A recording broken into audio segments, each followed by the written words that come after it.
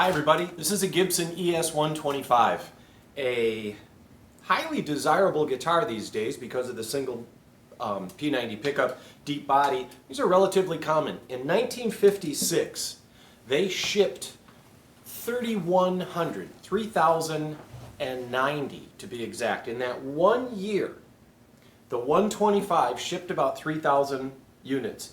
That's about what they shipped every year throughout the 50s, is about 3,000 guitars a year. This was hugely popular. And these days, songwriters, band leaders, singers are finding it's a very functional tool for playing on stage. We're always looking for them. We like them.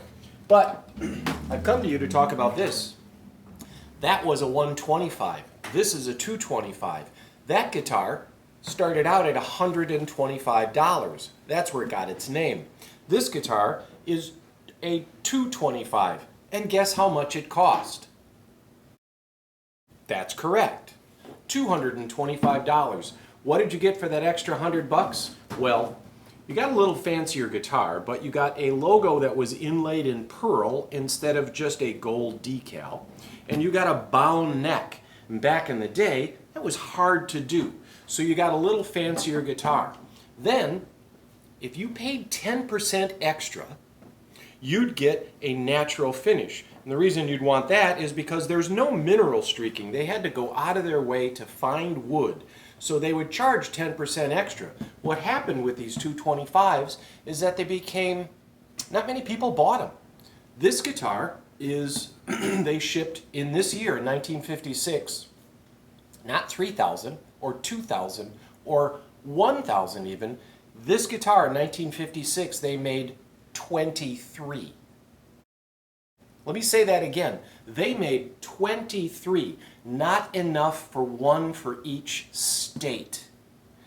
Everybody I know that's been collecting guitars has always placed a premium on natural guitars. Here's a way you can usually tell they're not refinished. The F-holes have white paint on them. They closed off the F-holes with white paint. Most natural guitars made by Gibson have this layer of white paint. It's not binding, it's just a detail that comes with the original guitars. This guitar has its original brown hardshell case. So somebody, when they bought it, bought the extra case too. So not only did they pay 10% over the 225, they actually paid for a brown hardshell case that was half the price of the guitar.